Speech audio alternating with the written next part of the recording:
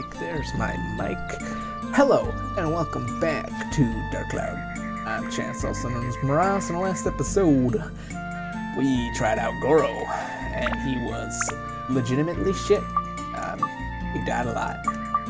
Off screen, I ran around and opened all the miracle chests, and I found 2 fluffy donuts. That's it. I found 2 fluffy donuts and a bunch of gourds. So I got Goro to the same amount of water level as us, but stat-wise, Towen is now the Beast Buster, and everyone else just shit. Today we're going to try to do a grind episode for our good boy Goro.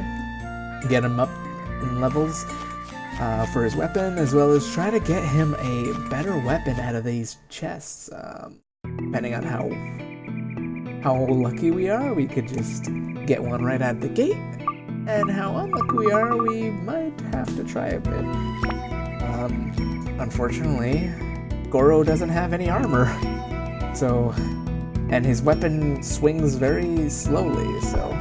Oh, also, I'm gonna upgrade the Chris knife so that it has Holy and the Metal Buster. I'm gonna upgrade it, and if it allows me to upgrade to the Sand Sword, we're gonna do it because we... Oh my god. Yes, we can. I'm gonna bring it up to Sandbreaker because we got to 10 levels of things. Thirst. Ooh. Thirst. That's not good. What about build up? Just needs a bit more attack and Holy. Also Dino and Mimic Breaker. Okay. What do we got? Can we bring up attack with one of these? Yeah. Doesn't really bring up my Mimic or Dino Breakers. How about this? Speed up. Fire. Mimic. We could do that. Put up that, and I have a bunch of Dino Dragon Slayers, I mean, at one of the places, so it just sucks that it increases my thirst drain, but hopefully that will be replaced. Oh god. Hopefully that will be replaced soon. Because our Chris knife is pretty highly upgraded already, so hopefully things get on better. Attack Endurance and Mage Buster. What do we have? We have one Mage Buster. With that attack, do we have any better attacks? No. Let's just upgrade that as it is. I don't even know why I had the Pearl on there. I don't remember what it did. Build up. Don't need attack anymore. Just need the Mage Killer. Unfortunately... Oh, I do have a Mage Killer. Unfortunately, I don't think I have. Max is 35. So there is caps. I didn't know that there was caps. But there is, in fact, some caps. I thought the cap was 99, but I guess that was for the blade. Okay, well, the attack is in fact up. Alright, now that we got Xiao, her weapon upgraded, and we don't have any Mage Busters, so we'll focus on Towen's level up for his sword, and Goro, obviously. Now let's focus on Goro right now, because we're trying to get him his weapon, so we'll play as... Oh no, Transfeather! It kind of sucks though. I ran around the entire village looking for some grass, I believe they're called grass cakes. That's Goro's food of choice.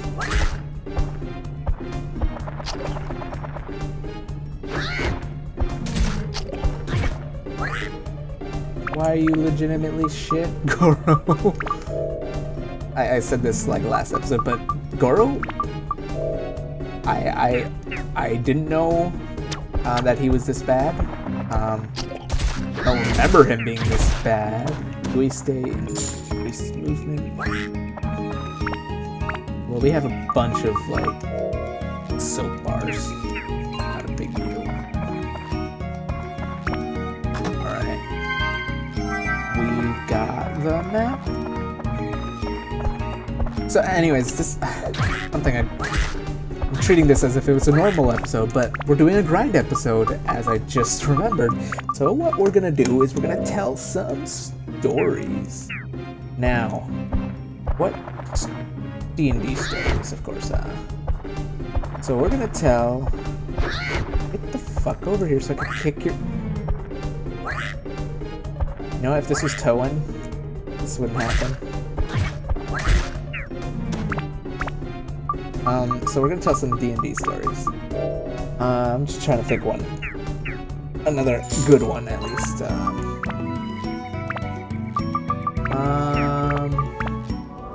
There is the one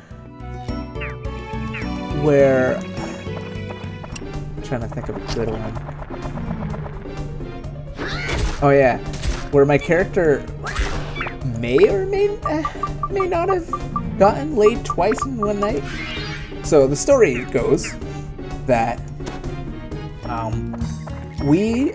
this is after the previous D&D story actually. We ended up getting exiled to a month travel away, I think eastward. So we were sent eastward for like months of travel. And so our characters are kind of like, okay, what are we gonna do? It's been like months. How are we gonna deal with this? Blah, blah, blah, stuff like that.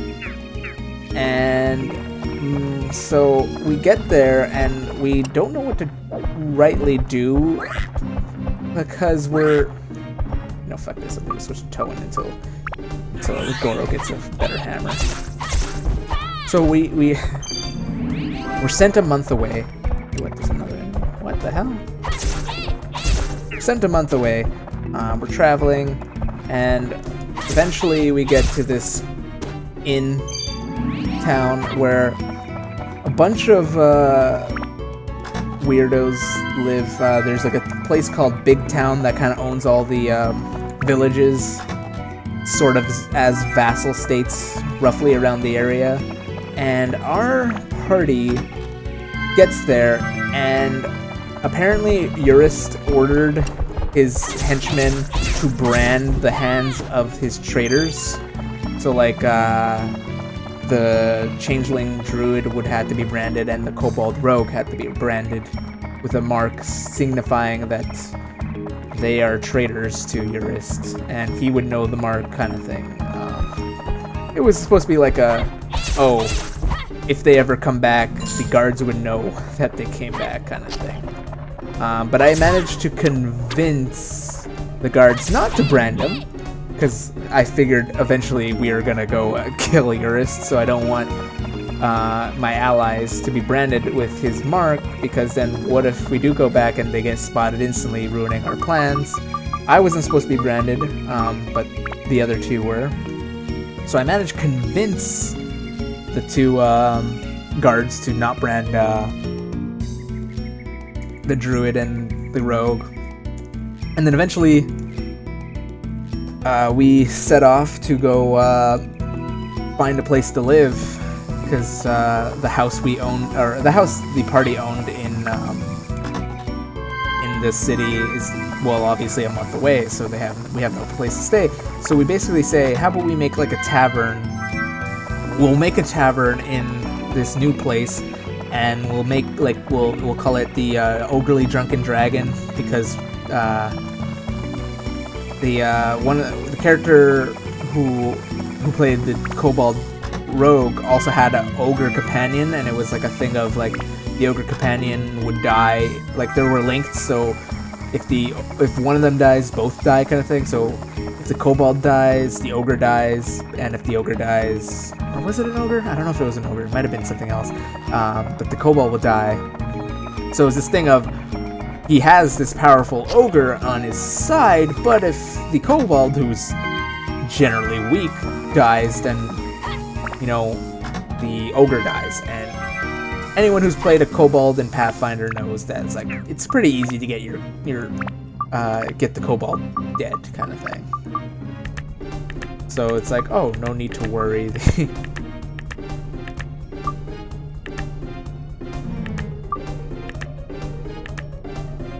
Oh, that's a Mage Buster. Wait, right?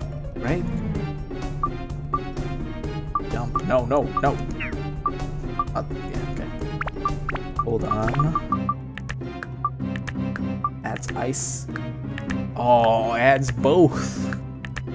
Well, I mean, her weapon's about to level up anyway, so I guess we'll put it on hers. I guess. Also, her weapon has no ABS, and we have level up powder, so might as well level it up. Level up powder 2018. Hell yeah, now we got the flamingo. Never actually got the flamingo, because in all of my experiences with this game, I've always gotten Steve. So I've only ever seen Steve and Steve 2. So, just a little story there. Okay. But now we don't have to deal with level like 8, 9 weapons. But yeah, anyways, so we end up started building this tavern, and it takes us like roughly 2 weeks to build. So we hire some people to build it, or not build it, but get us lumber while we build it, and we like design structures of the city, and we end up building it, and you know, it's a fine ass tavern. It's nice. It has I think it was 3 rooms or 3 or 4 rooms upstairs, and like you know, and like an office, and it's funny because the kobold ends up, and there's also a cellar, like a wine cellar. The kobold slept like under the bar. He had like a little bed built under the bar or something like that. The druid ended up building like a what's it called, a loft out of vines in between the first and second floor, and the ogre ended up living in the cellar, I believe. So my character is like, well, since nobody's claiming it, I'm gonna take the office upstairs. So I end up living in the office upstairs. I have my nice ass office. Oh, I didn't even mean to open that. Hit you with my sword. See, look, it's not even touching me in damage. I feel like a gilded god with how much defense I have. Yeah, so we build this tavern. It takes roughly 2 weeks, maybe a bit more. I just remember it being like 2 weeks to build, and we end up building it, and we're like, we supply it with alcohol from the. Wait, am I taking any damage? Am I that strong right now? I don't know. So anyways, potato cake. We end up getting alcohol from town. We ordered like a glass. We went all out and getting this place furnished and like making it nice so that people would come to our bar, or if they're traveling, they would get to our bar. We built it on the side of the road, stuff like that. So we figured everything would be good, whatever. So we start celebrating. Eventually, the two people who lost their characters, Urist and the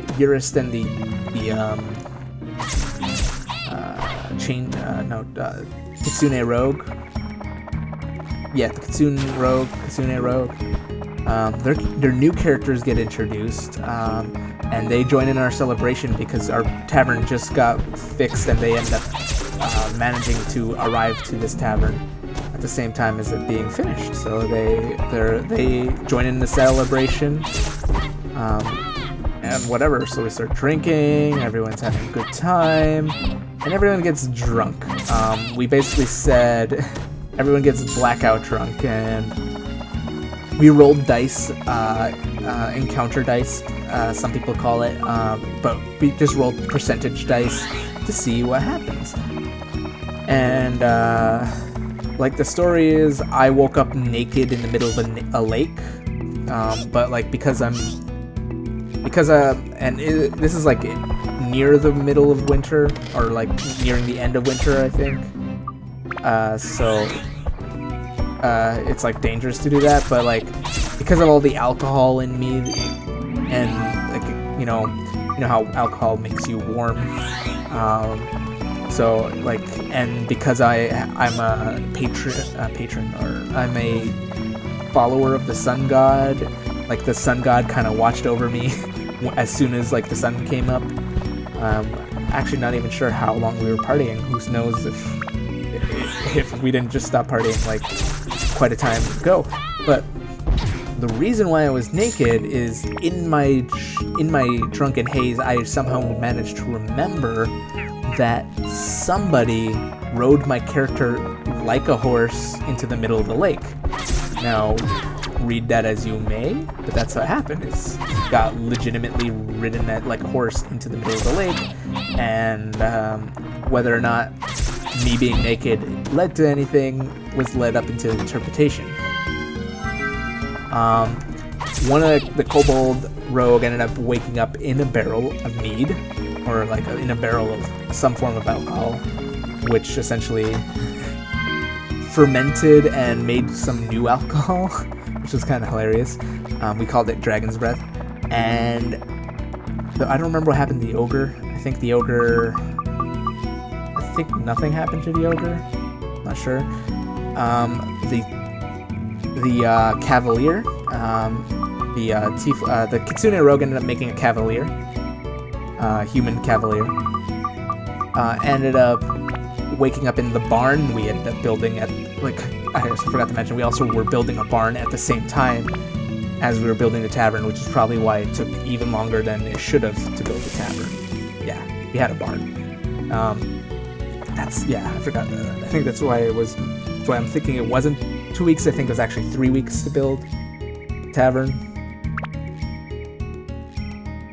So she wakes up in the barn naked, and in her haze, she kind of remembers riding somebody like a horse, and all she remembers, because she rolled pretty poorly in her memory check, was she wasn't sure. She was sure it wasn't actually her horse, but she rode someone else, like a person, naked, and that's as far as she could remember. Now, we obviously put two and two together that she probably rode my character like a horse into the middle of the lake naked. And, that doesn't really mean anything, but it was kind of like heavily implied that they, like, both characters possibly slept together. So it was this thing of, awkward, like, how do we deal with this? Like, your character slept with mine.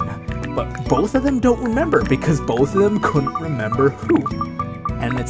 And when we all ended up rounding each other up and meeting each other again, no one said anything about it. Like, I didn't say, oh yeah, I woke up in the middle of the lake naked, and she didn't say, oh, I woke up in the middle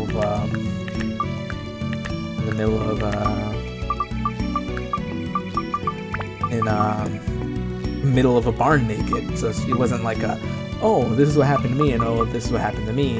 It was more of a silent, oh, I just woke up naked, and I don't know if anything happened because I was so drunk that I don't even remember. It was one of those situations where it's just like, oh, okay, just let it go. So eventually, we roll the changeling druid's encounter dice. She gets a 69%. So obviously the DM's like, oh, you got 69%, so you know what happens. You got laid last night. And then we had her roll a performance check just to see how good it was. And the roll was like, oh, it was awkward and uncomfortable because, like, I guess, like, she rolled low on the performance, so it was just described as, it wasn't really that great, as far as you can remember, because your drunken stupor kind of just makes you not really remember all of it. And so no one really said anything, but based on the fact that there was, like, based on the fact that the only human character was my character, because there was the kobold who ended up waking up in the barrel mead, who, like, it's like my character was the only, I wouldn't say attractive, because I'm not gonna be that arrogant guy. He's like, oh, he's the only attractive one amongst the group, but like the only one that like someone would actually court was my character. And so we all just assumed, because we failed our memory checks, that out of character we just assumed that she slept with my character, because we don't know. The DM never told us, and we like the fact that he never told us, because it has that mystery of what happened that day, or what happened that drunken night. And because the Cavalier was also naked when she was riding my character like a horse, and when I say riding my character like a horse, I don't mean like sexually, I mean legitimately. My character was drunk and was like, I'm a horsey, and she's like, well, I am a skilled horse rider, so I'm gonna ride you like a horse. So when I say that, don't think of it as like a sexual act. It was legitimately, she rode my character on his back like a horse, and they were both naked. So it was just assumed that maybe something happened there. I'm not really sure, but the DM, I think he said in passing that my character got laid twice, or some character, like a character got laid twice. So it was kind of like he hinted at it being my character, but whether or not it was actually my character, no one knows, because he never revealed it to us. And so to this day, is it Seattle only floor? It's fine, I was already playing Seattle. So whatever happened that day is still not known to the party. Will we ever find out? Depends on whether or not we actually convinced the DM to tell us. But yeah, it was just one of those like random encounters just to see what happened. It was fun. Oh wait, yeah, there was also the dwarf, but I don't think he was in the party at the time because he missed that session. I think he missed the session, so he didn't get to encounter the drunken stupor quest line. And then we had a time skip to spring because we didn't want to adventure in the winter. So like, okay, so we settled down for a month and just work on refining the tavern, like polishing it up so that like it looks nice, nothing's too rough, whatever, because we made it by hand. So we essentially just spent an entire I think it was a month, or half a month, just fixing up the tavern. And I think that's when the guy who was playing Urist, his character was introduced. The Cavalier stayed with our party for some reason. It was a little rough story-wise at this point, because two characters, air quote, died. I mean, they didn't actually die, but like story-wise, that they were just removed from the story. So now it's like, oh, okay, how do we go from here, kind of thing. So introducing the character was kind of like a challenge, but it ended up working all right. It wasn't like great, but it wasn't bad either, because it's D&D. It doesn't need to be perfect. Another thing people don't realize with Dungeons & Dragons, not everything needs to be perfect, because it is just Dungeons & Dragons, which is kind of hypocritical on my part when I said, oh, the story was bad when we re-encountered Urist and his band of things. It wasn't done well, but in the fact of like when you're introducing a character, it's always shaky. It's not going to be, oh my god, I just jumped back. Character introductions has always been that like weird subject, because like especially when you're reintroducing a character, by that I mean like a character died, let's say, and you gotta make a new character. So you gotta make a reason why your new character is gonna stay with this party of adventurers who already all collectively like each other, kind of thing. So obviously it's not going to be easy to get them into that situation. So yeah. I know sometimes my words don't agree with each other, but in my mind they all make sense. It makes sense in my head, guys. Promise. Yeah, so that ended up leading into another story arc where the changeling, as people who know what a changeling is half hag, half X. Literally any man could be a father of a changeling. It doesn't really matter what kind of man it is, as long as it's a man. So the changeling are always female, and changelings eventually turn into hags if they choose. They usually have a story reason that gives them the option of becoming a changeling. So that part of the story was starting to ramp up in our adventure, where the changeling is starting to get visions from her mom and getting hints that her mom is after her to change her into a hag. So in comes the background of the changeling. One thing I was a bit upset about, this is just personal things where I don't like when two backgrounds are intertwined when they're not originally. That if you want to know what I mean is, the changeling storyline was intertwined with my storyline. So, steel slingshot. So instead of, let's say, having one story arc for the changeling and one story arc for my character, it was just both storylines of the changeling and my character were put in together. And now I'm fine with story arcs aligning together like that if both characters' story in general work like that. Let's say you're brother and sister and you guys have two different story arcs, but they end up intertwining midway through. Well, that makes sense because, brother and sister. You might not have the same adventure path, let's say, in your background, but the fact that your brother and sister kind of intertwines you in a way. Or if, let's say your characters are in a relationship and let's say you and the other character who are in a relationship end up meeting up with this bad guy, and this bad guy knows your guy in a relationship, and you're this bad guy's from your backgrounds, or from one of your backgrounds. Let's say it's from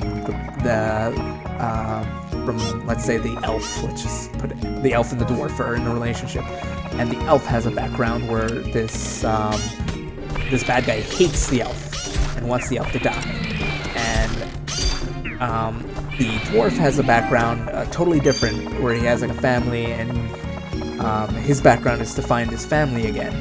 But this bad guy who hates the elf ends up looking for the family and finds the family and captures the family and informs the party that, hey, I captured the dwarf's family, come here or I'll kill them, kind of thing. And then you end up going to the story, you go to this place and you find out, oh shit, the guy who captured the dwarf's family is the elf's ex-boyfriend or something like that. I don't know. Jokes on you, I was already poison.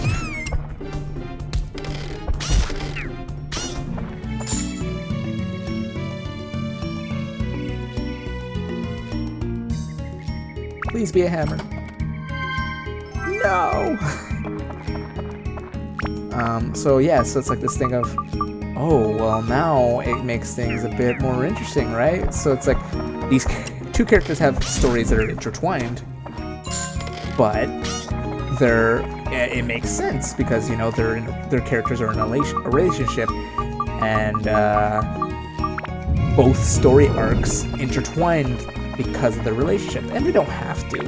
Admittedly, you could have different story arc where the dwarf is looking for his family and finds his family on his own, and the elf has his ex-boyfriend who hates him hunt him down or whatever, and he ends up defeating him all on his own. You know, it's two different quests, but you could put them together, and it makes sense that they put together. But my character and her character have two different storylines that don't really arc together. My story is I'm a noble who has amnesia and doesn't know that he's a noble. And he's trying to figure out whether or not he's actually a noble, and you know, his whole quest line is based on that. He wholeheartedly is looking for proof that he's a noble. He's trying to find his old noble family home, or at least the noble family home of the sword that he has. Maybe he ends up finding out that he isn't a noble, but at least he could bring back the sword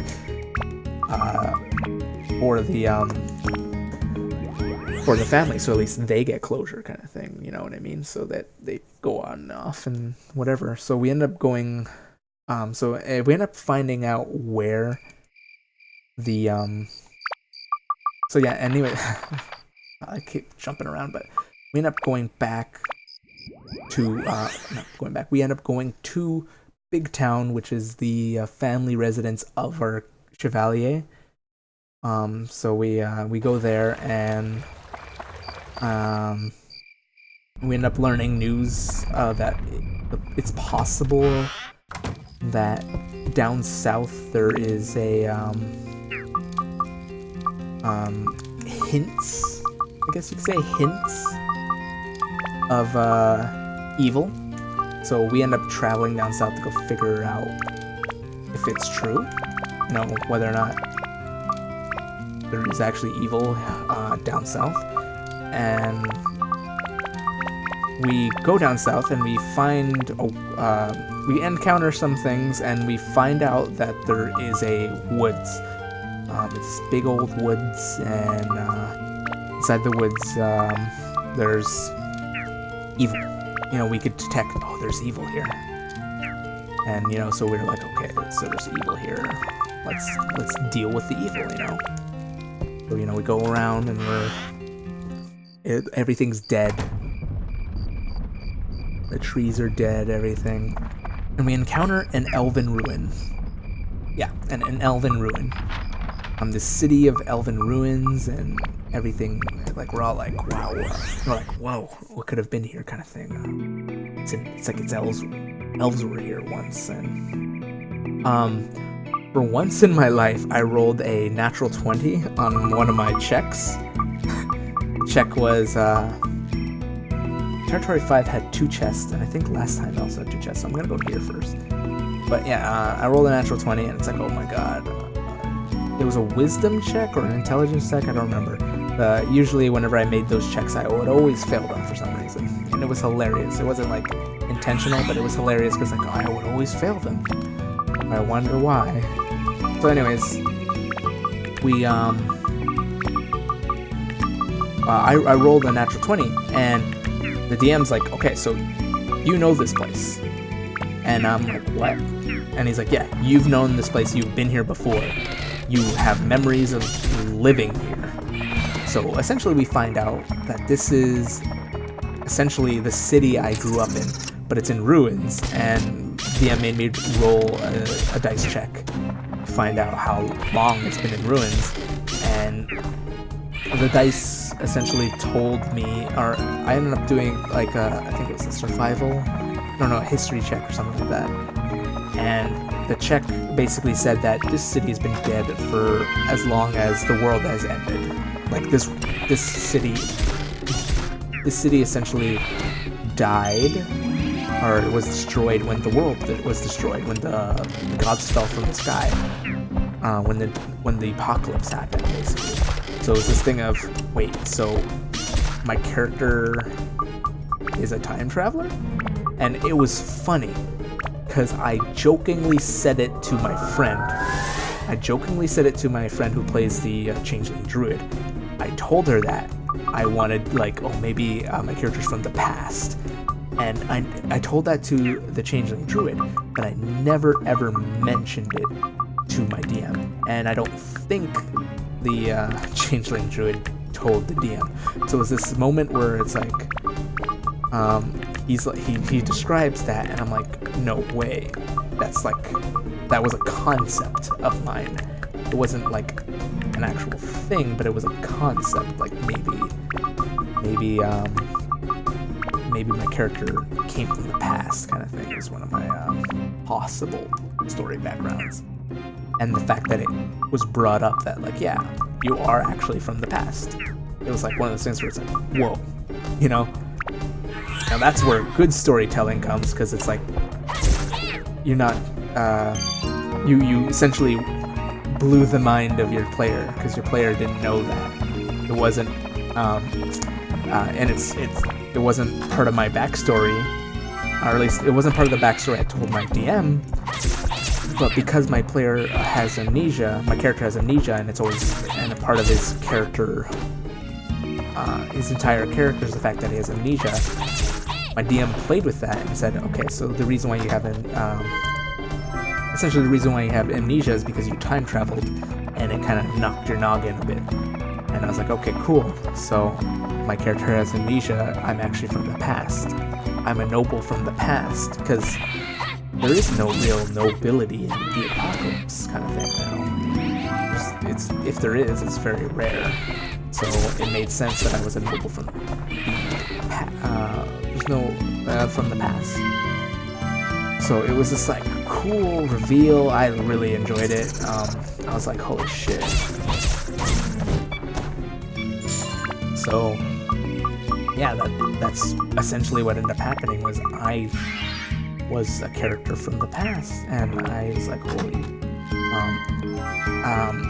We ended up learning that my estate was this city, and it got destroyed, and what was it? Essentially, my story now is in order to complete my story, because we all took story feats, non-optional story feats at the beginning of the campaign. The boxes. We chose the small box last time. Let's choose it again. Steve! That's Steve! That's Steve! Yeah. So, we got Steve. Cool. We got another Zao weapon, which is not my intention on this goddamn grind episode. But yeah, so we end up finding out that I'm from the past, and my new goal is changed from learn whether I'm a noble to learn. Well, actually, I'm skipping ahead a bit.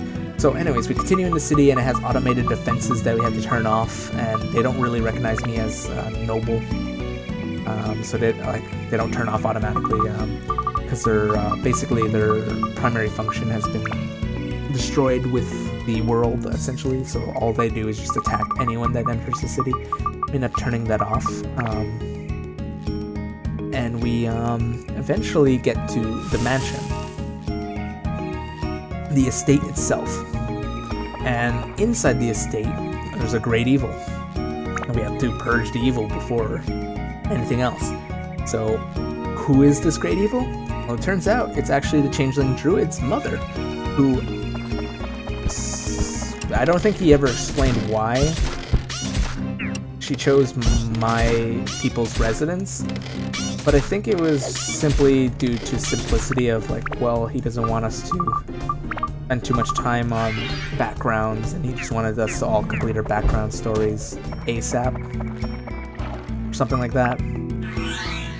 So essentially, we fight the Changeling's mother, and the Cavalier ends up killing the hag by jumping off she did a fall damage thing where she jumped off a high ledge and landed her horse on top of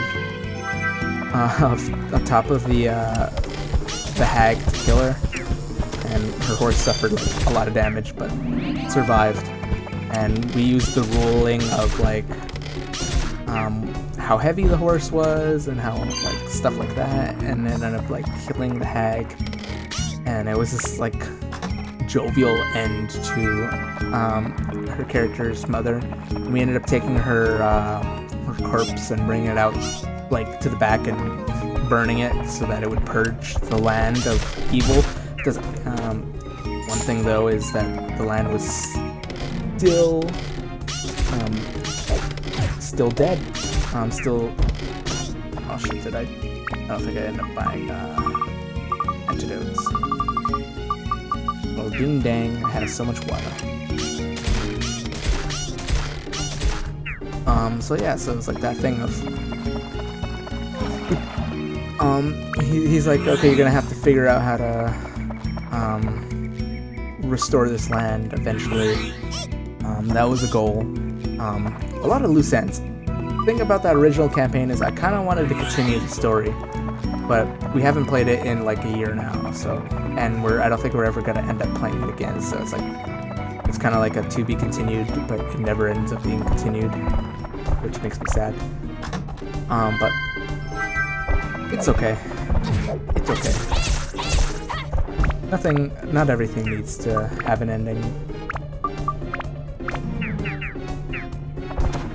But yeah, so it was one of those things where it's okay.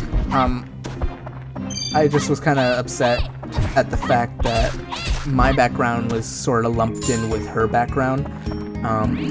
Not to say my background wasn't good, I was satisfied. Oh, I can't carry it anymore. Too much water.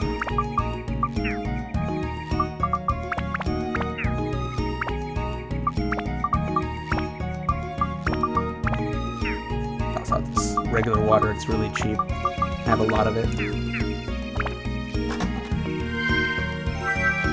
Yeah, so I'm not gonna go open that chest. It's literally I can literally see that it's the map.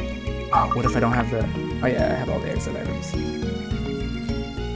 So I was more upset the fact that we end up finding out my estate, and it's kind of like this nice thing of, oh, we could use this as a new home base kind of thing and whatever, and we could have everyone move over to my base and like my estate and restore it to glory. But it was more so the thing I was upset about was this wasn't the hag's original home, based on what the changeling druid said. It wasn't the original home of the hag, as well as I don't know, like the fact that it was my background was fine. Just the fact that I felt like the changeling druid didn't really get a satisfying end to her story. You know what I mean? Like, oh, yeah, your mother is here and you defeat her. Congratulations, you defeated your mother. And it's like, oh cool, we beat the changeling's hag mother, and she decides not to be a hag herself. That's cool. And then it's like, yeah, that's, you know, it's like, oh cool, you know, get everything done.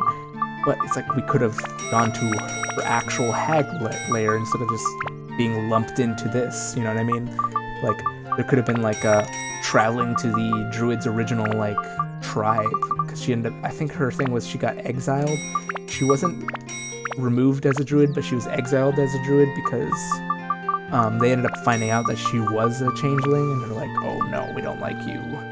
And I don't know, like there was DM mentioned we would probably go back to her tribe, her druid, not tribe, but her druid circle, in order to like close the book on that. That never ended up happening. And so, and her old master came back, but we didn't really go anywhere with that. And then eventually we ended up leaving and going back to the tavern and using the tavern as a hub, because we spent so much time building it, but we had this estate that is bigger and has more buildings, and all we need to do is just fix it up, and could have had a cool base in the woods, and we didn't. And it was kind of like, oh cool, my story is filled, but it's not fulfilled because I need to restore my estate, but we're spending so much time at this tavern, and we never got to meet the changelings,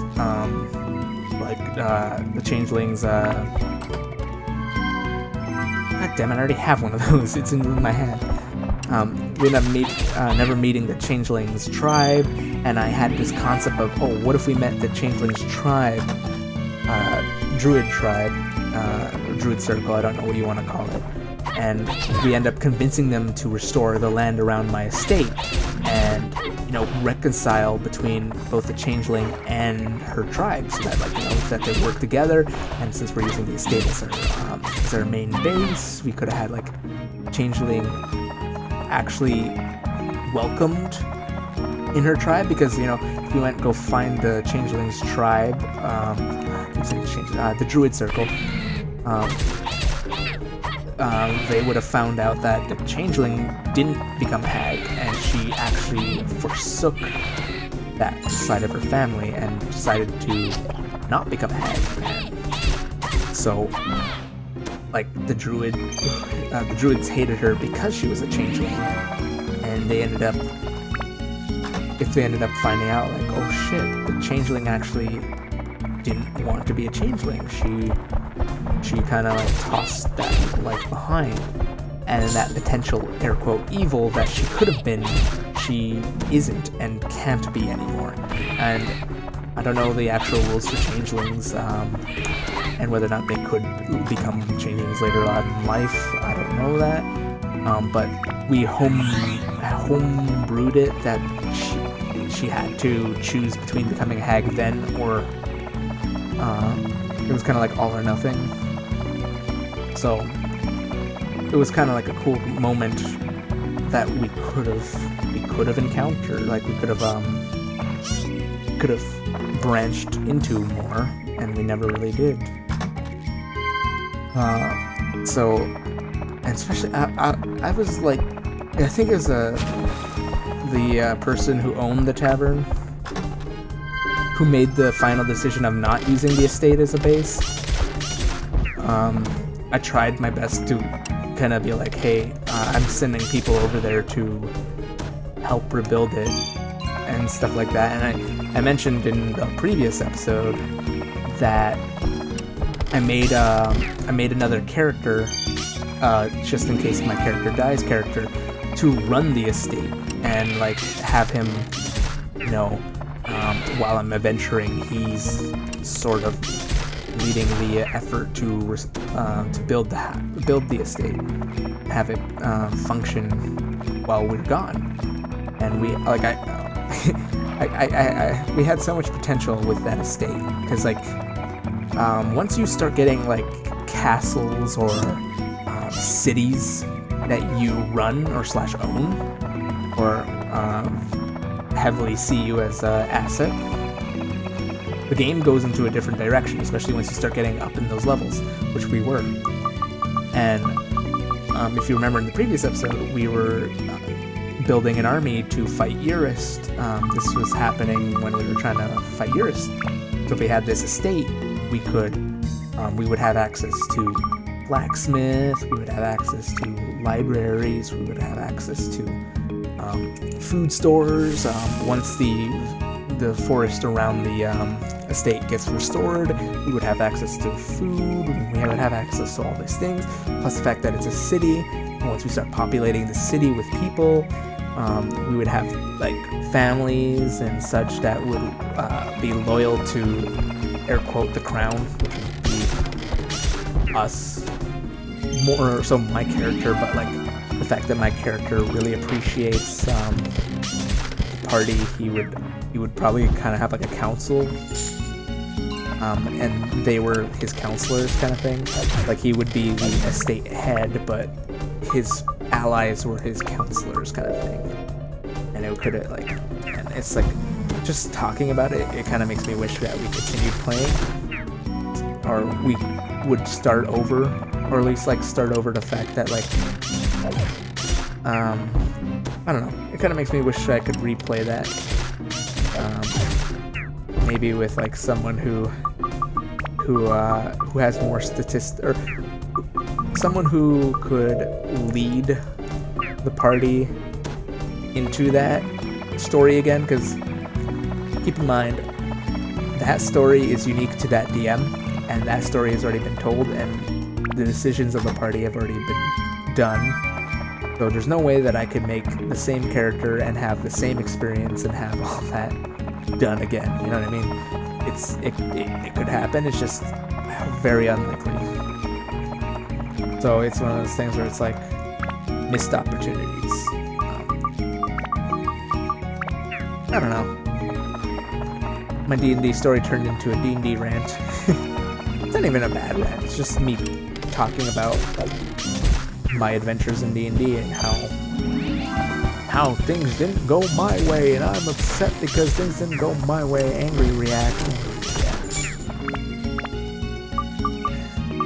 It's not even like a big deal, truth be told. It was a fun campaign. As I said, I wish we still play it. I legitimately wish that we had more sessions in, and that we'd still be playing it.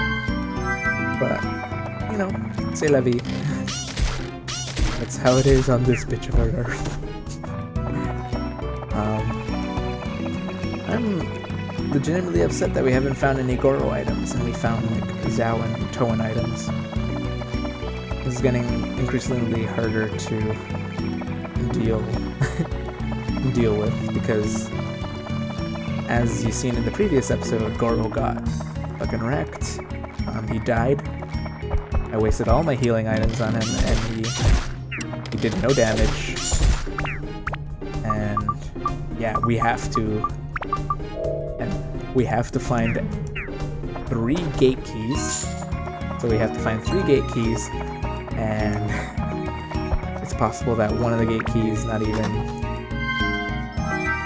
it's possible that we won't even kill. Well, there's 15 enemies and 3 of them hold the keys, so we'd have to kill roughly 5 enemies. It's a 5 in 1 chance kind of thing, and then it's a 3 in 1 chance that it's even the correct. Too much poison. The 3 in 1 chance that it even is the correct key. So it's like, please give me a Goro weapon.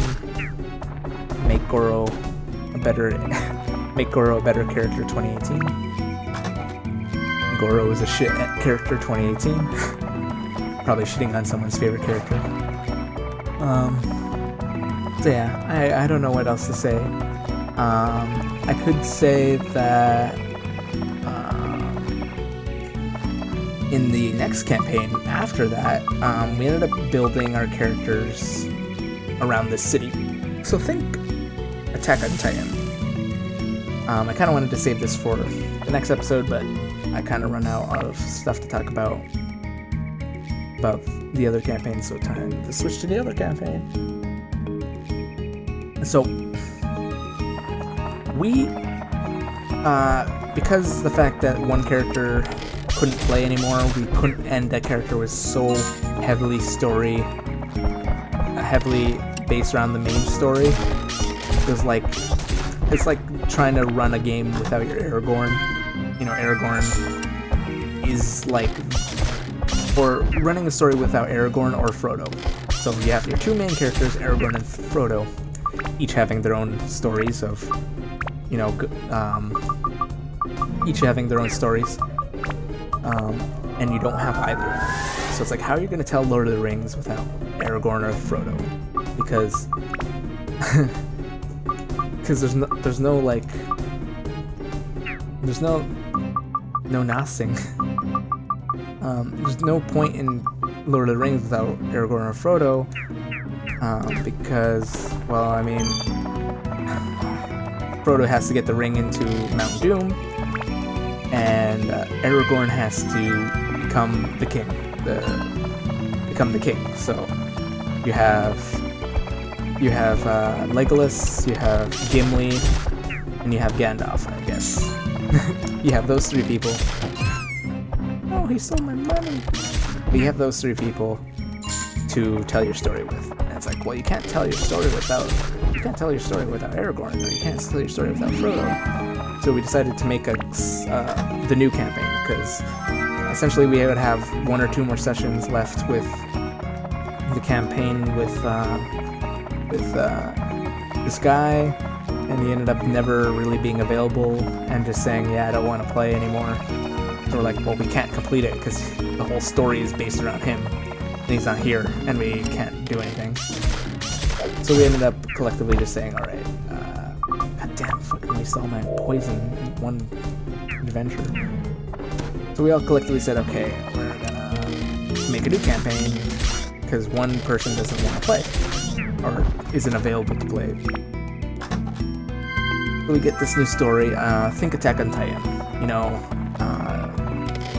a city walled around, and as far as the people living in the wall know, there's nothing left in the world except for the city. The DM wasn't sure if he wanted to set it in the same campaign, but eventually he said, yeah, it's set in the same world as the previous world. You're just on a different set of, you're in a different location than the other one. So we're like, okay, cool. We go on into this town, and I made a character who's, I wanted to make him a bit more interesting than my other one. Or not interesting, he told us this campaign was just going to be focused around killing things. Like, our jobs as characters was go into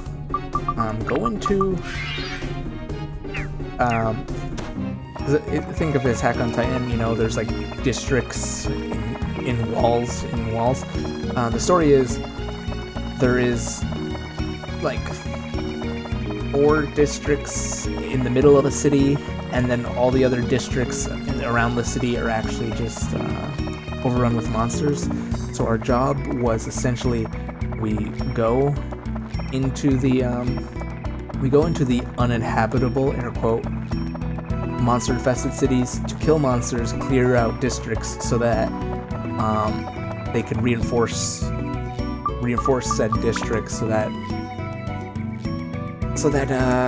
they could have more place to live, because we were essentially overpopulated, so they had to like clear out the monsters, set up districts, and it was this kind of thing of every time you clear 3 districts, one district in the other, one district would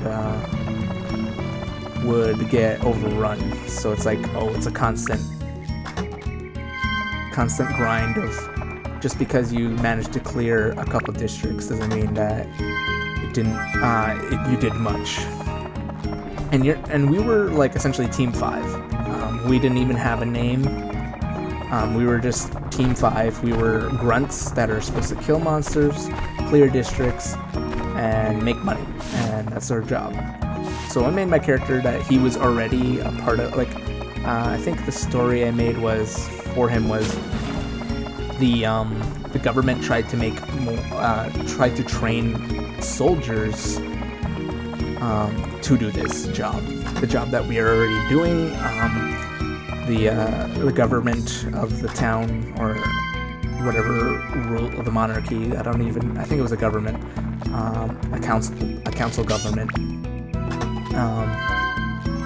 They decided to make, the story was, my character was a part of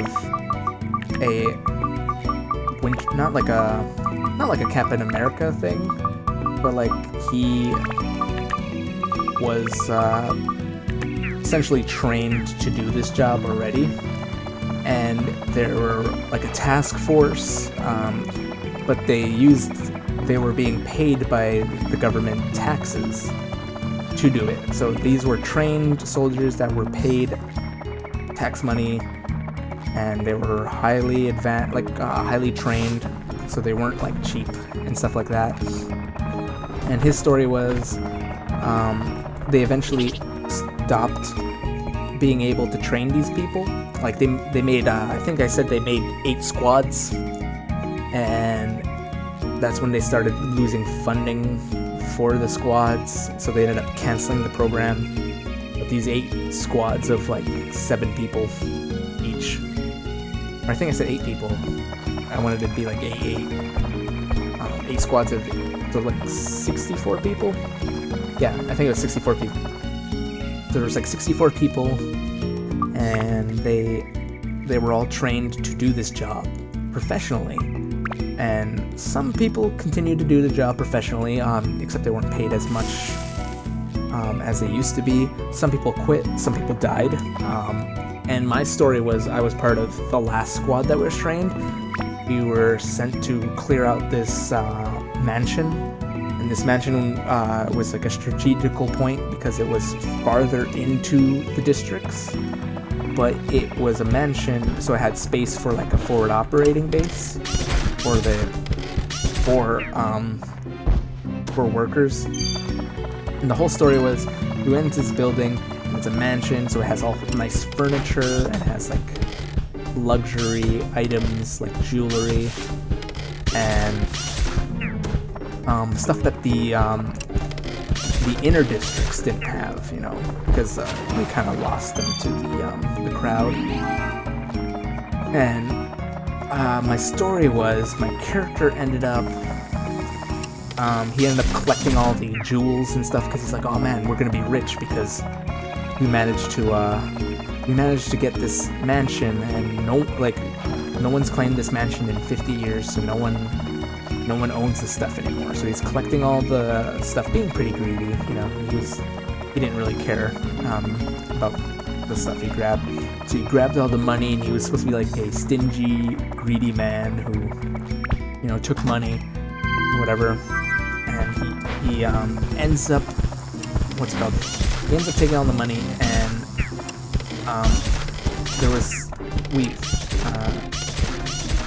he ends up scouting the house, and he's like, oh yeah, wait, the house is clear, there's no monsters in here, and we could totally use it as a base of operations. And he finds like this money hoard or something like that, and he starts collecting all the money, not the money hoard, but the gem hoard, jewelry and stuff, and he collects all that.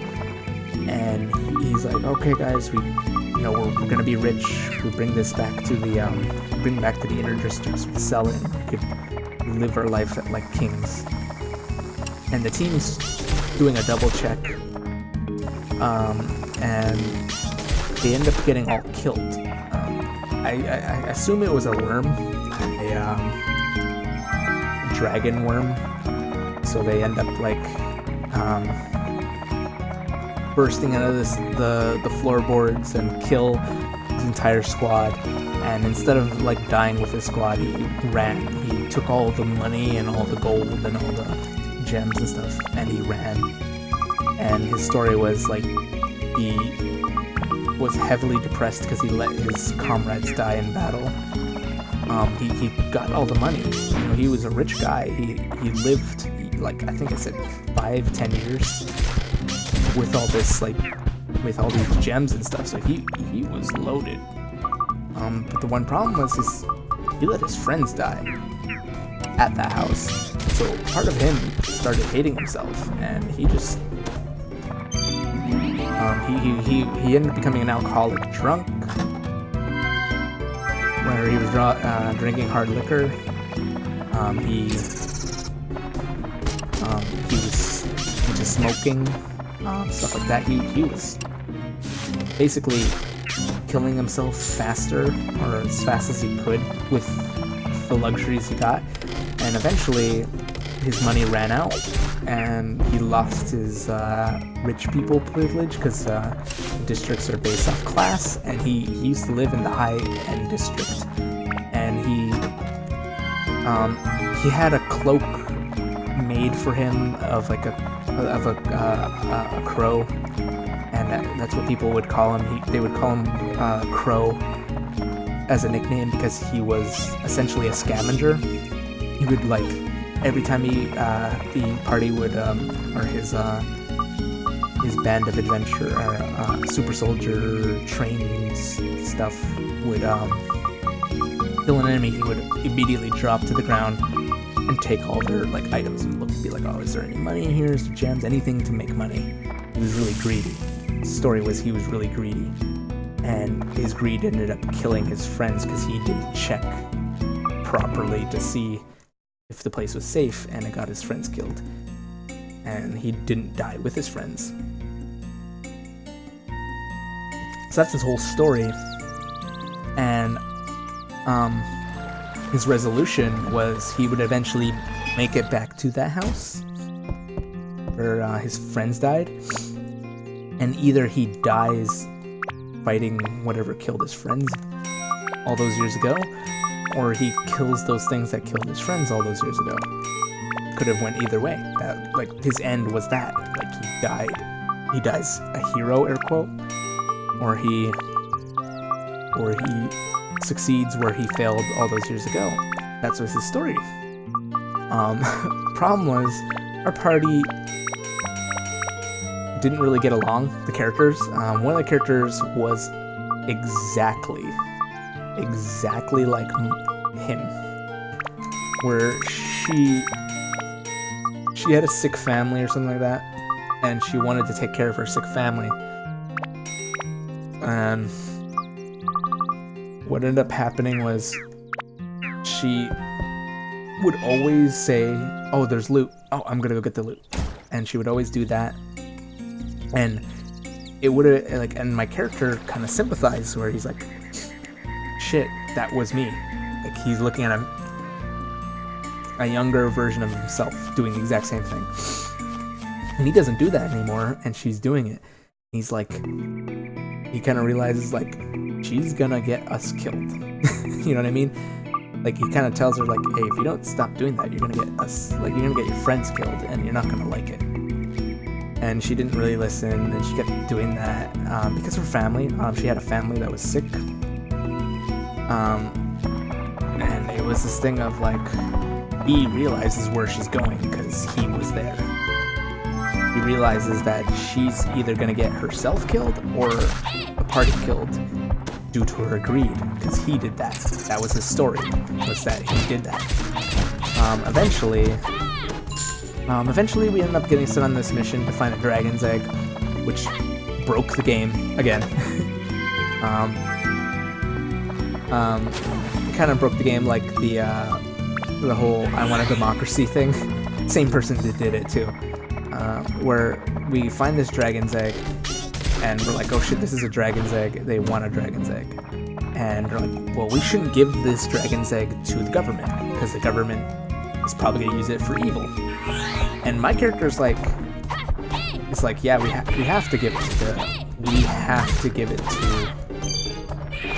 to the government. It's our job. Like, what are you guys doing?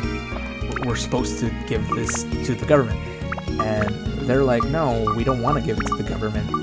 And out of character, I'm like, "Okay, guys, what are you doing? Like, what are we gonna do? You know, are we gonna give it to the government or not?" And me, I'm like, I'm playing in character because my character is a grunt. He's supposed to be a grunt. His whole point was like he doesn't see himself as important, and clearly, if the government wants something done, it's for a good reason. Patriot heart kind of thing. And so they're fighting over whether or not they want to give it to the government, and he's like, "What the hell are you guys doing?" And in character, logically, my character would have killed anyone who said, "No, we're not giving it to the government."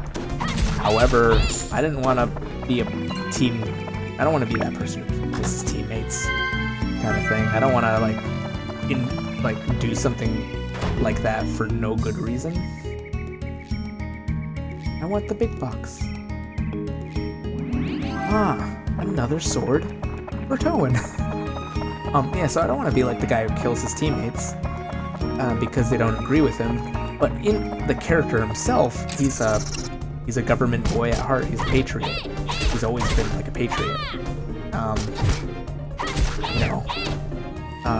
So logically, as I said, he would have just killed anyone that said no, taken the dragon egg and brought it to the government like we were supposed to, like the DM intended. But the party, I don't know, the party members kind of saw it as the fact that they are important. Now, I'm not saying that their characters weren't important, because, you know, it's D&D, every character is important, but at that point in the story, we were nobody. We were just Team 5. We didn't even have, like, we don't have any leverage with the government. We don't, like, they don't see us as important people, because we haven't done anything important yet, you know what I mean? We haven't proven ourselves to the government. So us denying to give an egg to the person who hired us, in my eyes, wasn't an option, you know what I mean? Like, why would we deny orders because we morally think that we shouldn't give this egg to the government? And I'm literally, like, out of character. I'm like, okay guys, what the hell are we doing? Like, we're not important. We're nobodies. Although I agree we shouldn't be giving this egg to the government, story-wise, we don't have the move, we don't have the clout to say no. I mean, we did, because anyone can do anything, because it's D&D. But, we are only I think at that point we were only level 3. So if we said no, we legitimately would just be all killed, and the egg would have been taken anyways. So my argument was, we aren't supposed to take the egg, because if we take the egg and not give it to the government's going to hunt us down and kill us anyways and take the egg, because the government is clearly stronger than us. And it was an argument, and eventually we're like, oh crap, we have to leave the city. Except, at this point, the city is all we know. You know what I mean? There's nowhere else except for this city. There is no one outside. I think what I'm going to start doing, because it seems floor 5 is guaranteed giving us treasure and every other floor isn't. So I'm going to keep redoing floor 5 to get treasure. So anyways, that's like, I'm like out of character in my head. I'm just like, oh, what's going on? Come on, guys. Like, I understand where you're coming from. I don't want to give the big bad government their item either. But the fact is, we're not important. We are nobodies. We are supposed to be in a campaign that's based on killing monsters for the government and doing odd jobs for the government, because that's what this society is us doing jobs for the government. Nothing more, nothing less. Another weapon. Poor Towen. God is dead. So we end up having to flee the city, and there's this like extraordinary thing where somehow through luck and using what is called legends, which is was a homebrew thing where if you wish to spend 3 hero points, you could create a legend which allows you to, it's a get out of jail free card that the DM made. And we had to spend all our legends, like all 3 of our legends, to get out of this encounter where we were surrounded and we were going to get gunned down unless we give them the egg. And the party just, even though there is literally 5 guys in front of us and like 3 guys behind us, each of them holding a gun, saying, give us the egg and we won't kill you, the party still said, no, we're not going to give them the egg. And I'm like, alright guys, what the fuck? I never actually told them, like, alright guys, what the fuck? But like, in my head, I'm just like, what are we doing? Like, it's clear the DM doesn't want us, or it's clear what the DM is trying to tell us, but the party just wasn't getting it. So we had to break the campaign again. This is the second time we've done it, to not give the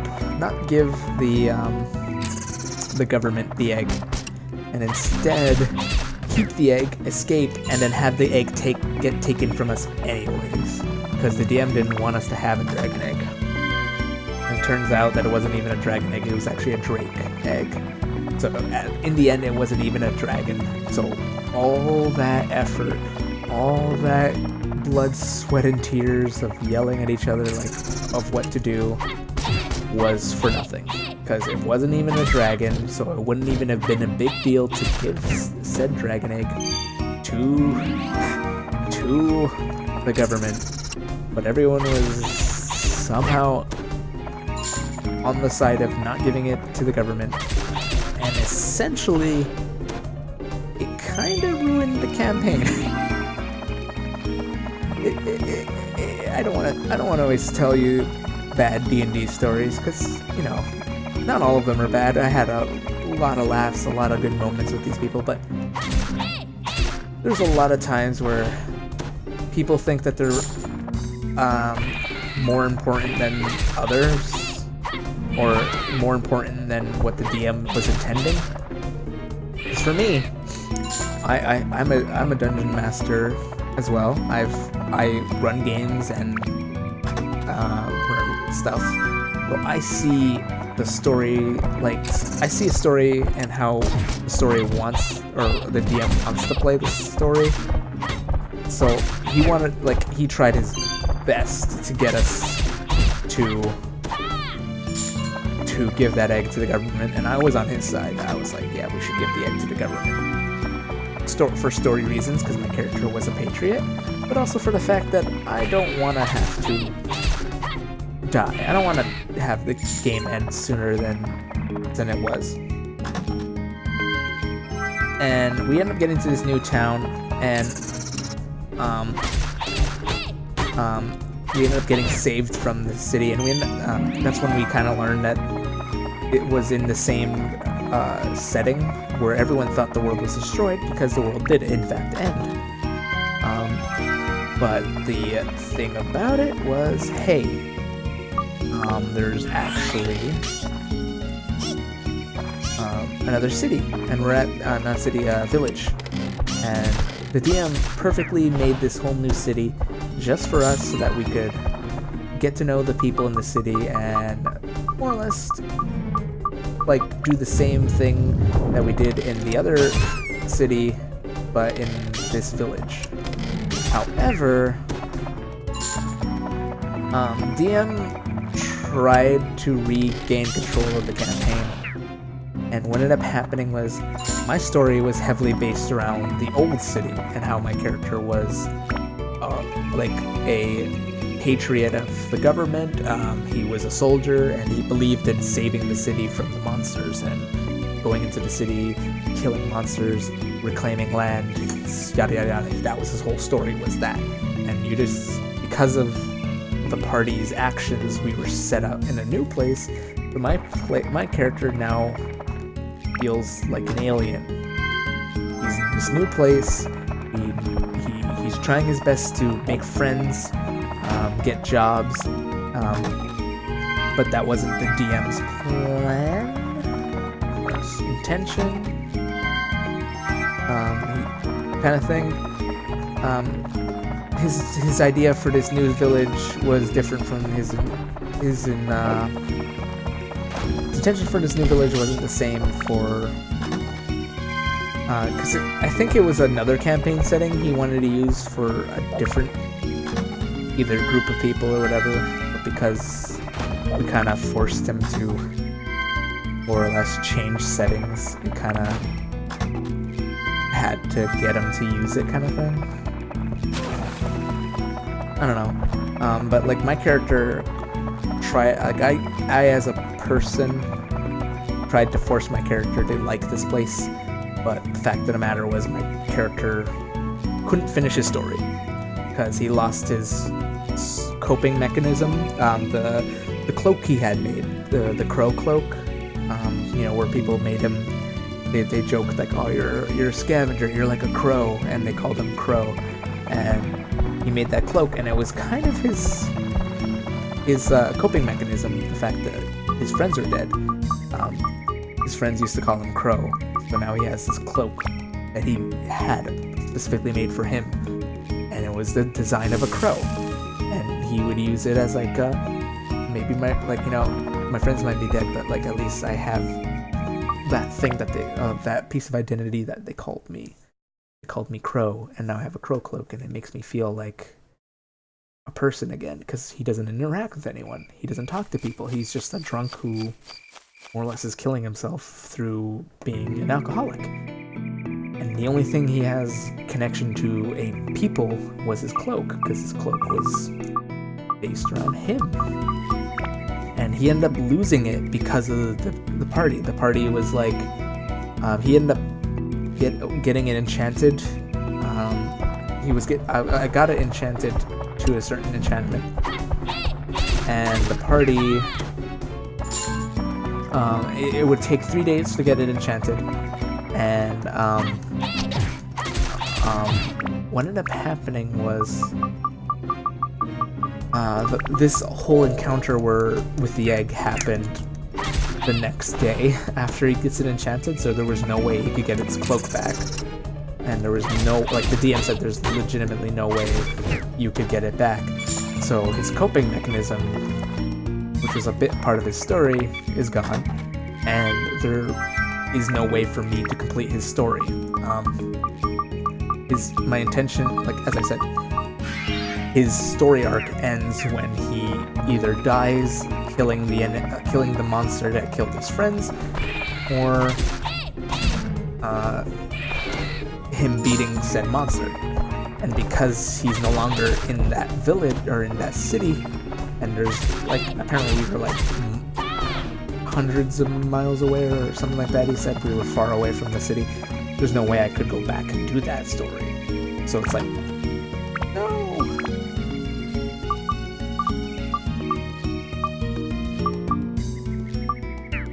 Wait. It's Maras's weapon. Can't carry. Are you kidding me? Why do you keep giving me Maras's weapon? I don't need Maras's weapons. So yeah, so it's just like this thing of like, okay. So my character, I'm gonna have to somehow figure it out. I can't complete his story. I can't do nothing with him. His whole story was to do what his friends couldn't do or die trying. And it was kind of like I essentially at this point, me as a person was only playing this campaign because my friends wanted me to. You know what I mean? And at this point, I should have just quit. I should have just left and said, you know, I'm sorry to do this, but I just don't think I could play anymore because there's no reason for me to be here. I don't want to be that melodramatic, oh, there's no reason for me to be here. My character essentially became obsolete because of this new town, and I wasn't really connecting with the other characters. It always lead to fights, and everything would just like get super over dramatic, and it was this thing of I kind of wish things went back to normal, but they never did. And so eventually, for story reasons, we ended up going back to the other city because we were supposed to get the family of one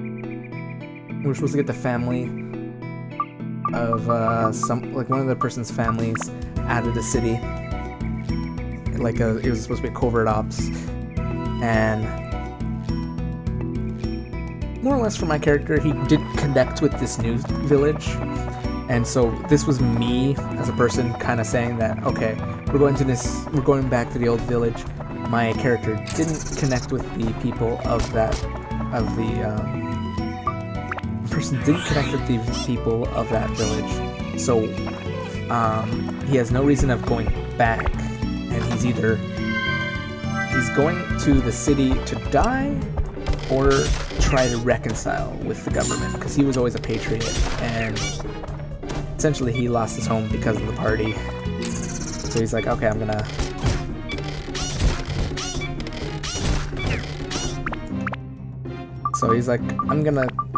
go home, I'm just gonna die. Not to be so dramatic, but because he's fully expected the government to kill him, because another thing was there was an assassin sent after him, and this assassin was trying to kill him, and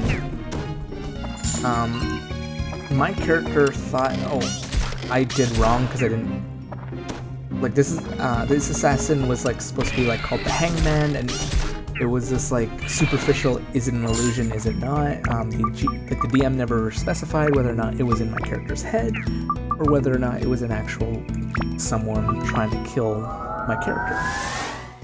Now apparently it was actually somebody who was trying to kill my character. And at one point, the assassins had him surrounded in an alley, one behind, one in front, and it was like a kill gate kind of thing where there's no way for the character to survive without talking, you know what I mean? My character said like, hey, why are you trying to kill me? And they would be like, oh, for these reasons. My DM intended me to be like, well, why are you trying to kill me? Oh, I'm trying to kill me for these reasons. Well, you shouldn't, because I'm actually an efficient killer. I could work for you guys, blah, blah, blah. You know, be like, you know, my DM intended for me to talk my way out of it. However, as I mentioned at the beginning of this story, my character, his whole design was a killer. He fights, he doesn't speak, and he didn't have any weapons with him, because one of the things I wanted to do was, since we're in this new village, he doesn't want to like walking around with swords, you know, not swords, he had a crossbow, but he didn't want to be walking around with a weapon. He wanted to show the villagers that he's a peaceful man, and that when he does kill people, or when he does kill enemies, it's in the village's favor. You know what I mean? Pearl. So he wanted to tell, like, you know, a message, like, I'm not here to fight, not fight the people. I'm here to work for the people. Kind of like the when he was a soldier, when he was like a patriot kind of thing. And eventually, when this encounter happens where he has enemies behind him and he has enemies in front of him, he more or less was like, okay, well, obviously, there's no way out of this. It's like fate is telling me, like the character, not the player, but the character himself is like, it's like fate is trying to tell me I shouldn't live, like, you know. And at this point, he's not even sure if these people are real. So I essentially said, well, my character's not gonna do anything, and he's like, but both the players and the DM are like, well, you know, if you don't do anything, you're gonna die. Do something. And my character wouldn't do anything. You know what I mean? As I said, he would let the enemies kill him. He would let the enemies kill him. Like,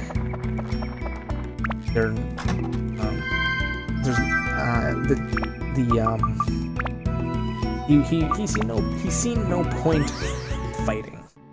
He's seen no point in killing these enemies, talking to these enemies. He would just let them kill him.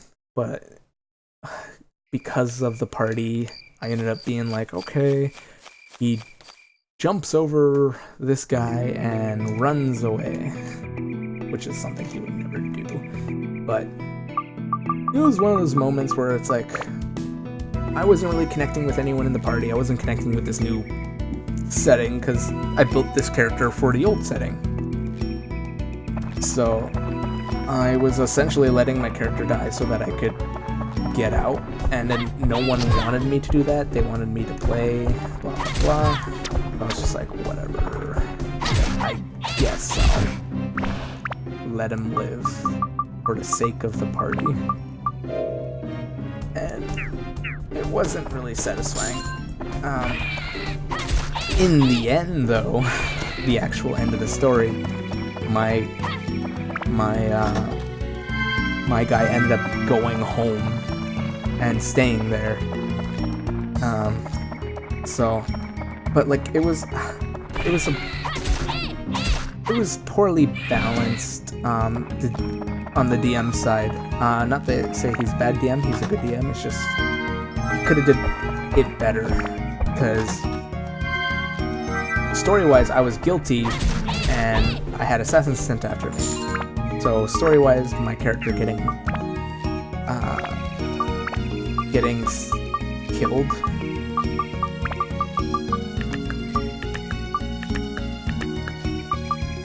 getting assassins sent after him to murder him.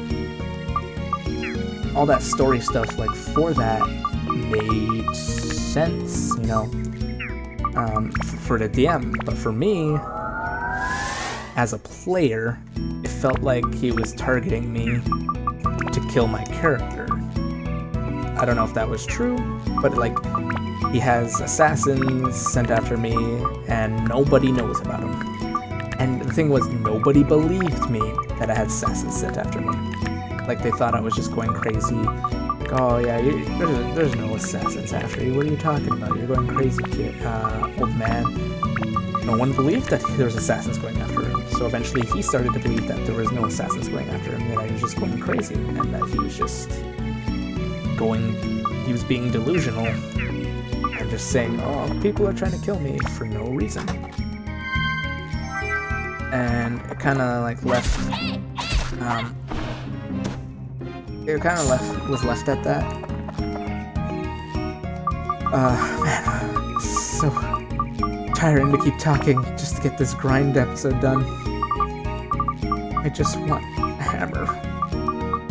Or Goro, so he isn't shit.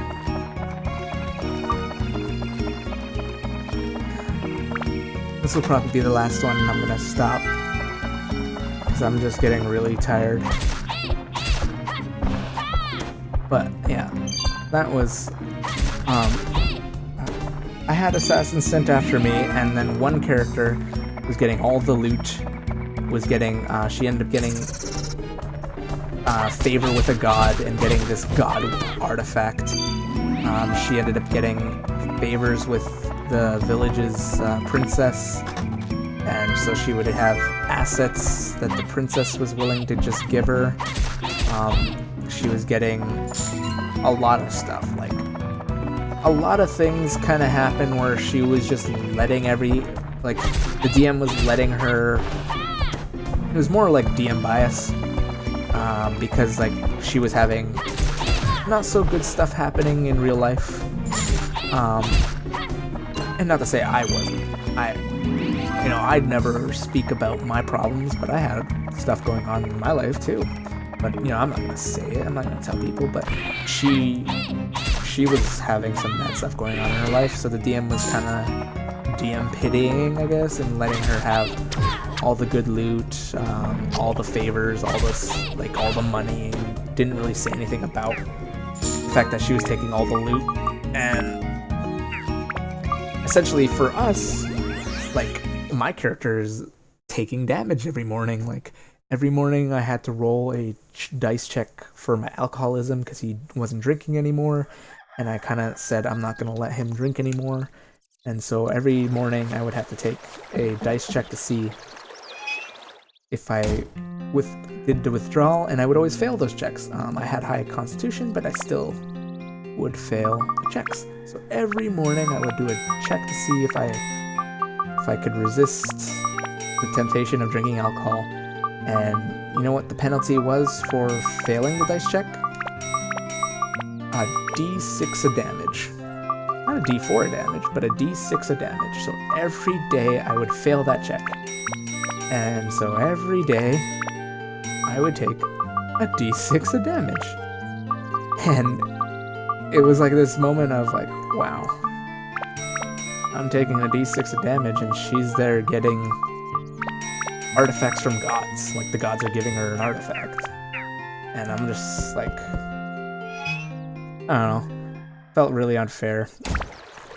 And I was like, whatever, let it happen. Off screen I might grind some more to get the hammer. I'm not gonna do any more episodes of this because I'm just tired.